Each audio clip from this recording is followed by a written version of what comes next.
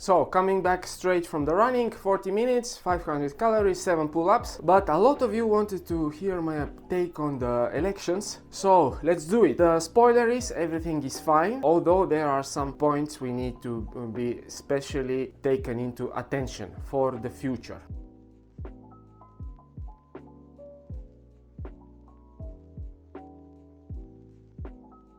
So, let's start with the political situation in Estonia. After the elections, the main thing is the Reform Party has won the most votes. EKRE, which are the Conservative Party, these are kind of nationalist. They're quite nationalistic with this kind of points that let foreign people in Estonia, everything for Estonians, this kind of thing. They lost the most votes, so they did not gain, but they got less seats in the parliament than last time. Also, less seats in the parliament got Keskerakond, which is the center party. Obviously, there are several reasons for that. They had some corruption scandals. Long story. They also got less votes, and I think it is well deserved. Now those next two parties are the Social Democrats. They got quite a lot of seats, but still one less seat than last year. So most likely the government will be formed by those parties: Reform Party, Social Democrats, and Eesti 200, Estonia 200. So let's go a little bit deeper into those parties' programs. The Social Democratic main program points, I'm just reading a little bit here. The human being is at the center of social democratic outlook and politics. The minimum wage must be 1,200 euros, and we need determined support for science and innovation. That's a separate point. So they want to invest in science and innovation.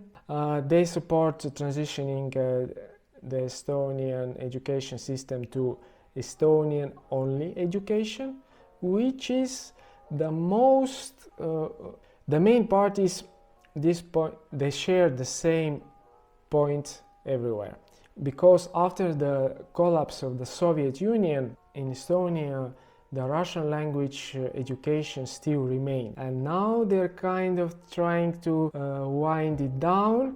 There have been tries to do it before, but it was not very popular amongst the Russian-speaking population, so none of the parties wanted to lose votes, so they've kind of postponed it. They kicked the can along the road, but now, obviously, because of the war in Ukraine and the danger from our neighbor, this kind of thing is going to be sped up. Social Democratic Party also wants to increase the government parts, this fixed part of the pension, to 50% of the minimum salary. So obviously it should be 600 euros. And here are a bit doubtful points. We guarantee every young family the opportunity to build their own home by developing a rental housing program and building 5,000 new apartments across Estonia. When the government has been a good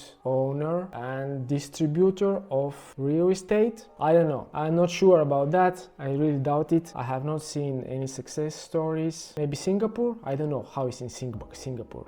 Is the government building there? This is a very doubtful point, and who is going to pay 5,000 new apartments so people can rent there until their life or end of life, or how is it going to work? Not clear. Also not clear where the money is coming from. We'll create 15,000 new profitable jobs in rural areas by investing 500 million euros. Also not clear where it's going to come from. By 2030, we will switch to renewable energy, adapt the electricity grid and make it reliable. Okay, this is good. Now it's 2023, so in 7 years. What is the roadmap? Not clear. By the way, Social Democrats share a lot of similarities in their program with the Reform Party program. I read them, though some points are same.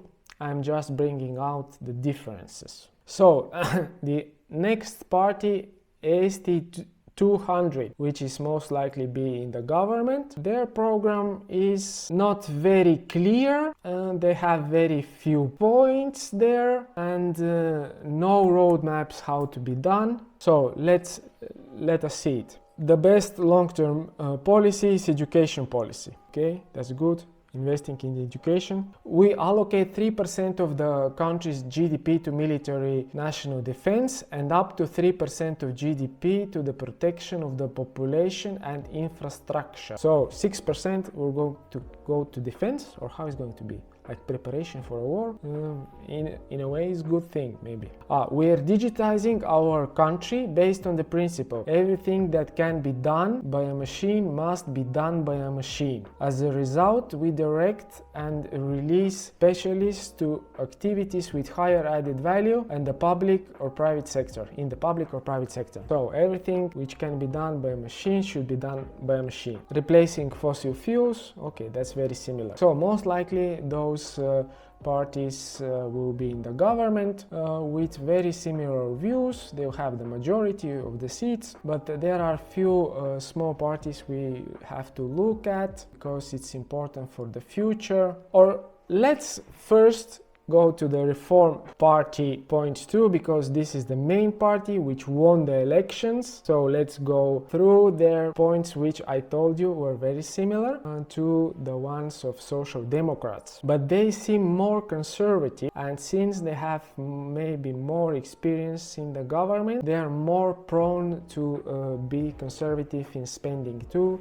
So most likely some cuts of the spending will be imminent because of the Reform Party. But here are the points I like most, and they are in the economic sector. So free competition, openness of the economy and avoidance of trade restrictions. That's great. A tax system based on uniformity and proportionality. Good. Better not to touch the tax system. Low tax burden.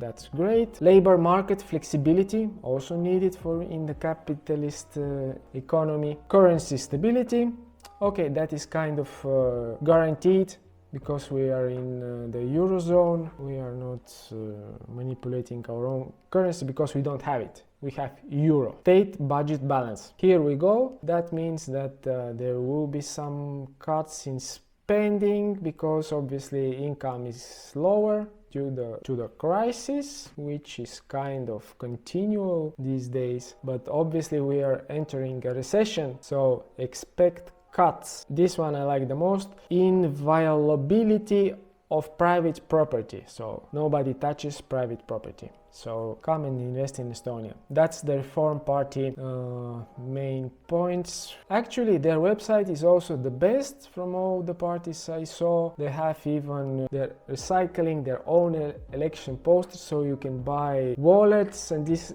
different kind of items made from posters. So check the link in the description. So, but we need to look into two small parties which got 2.3, more than 2.3% of the votes, which guarantees those parties some state funding. So this is really important.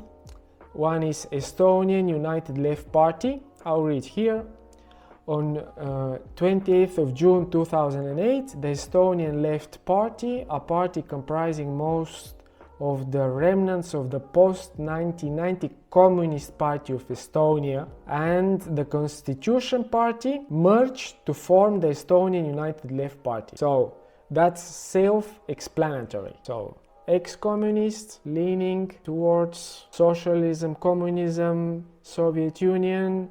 They got most of the votes in the eastern part of Estonia, but the jump was very big. This means that Center Party, which was strong in that area, is getting weaker. They don't have a good message for the Russian-speaking population, and because of the Russian propaganda, because of the Russian propaganda, the Russian-speaking population might be a bit brainwashed in some sense, so they're looking for new parties to vote for, and this is one of them. For example, 2015 they got 764 votes. 2019 they got 500 votes, so less. And this time they got 14,000 votes. That's crazy. That's a big jump. We have to watch out for that because this might polarize the things here in Estonia. All the links are in the description below. You can see from Wikipedia and the other websites. So the other party which we should look for is parempoolsed. That's right or right wingers. The right or the right wingers. The party was formed in 2022, so it's a very new party, only 1 year old, mostly of a split off group from Isamaa.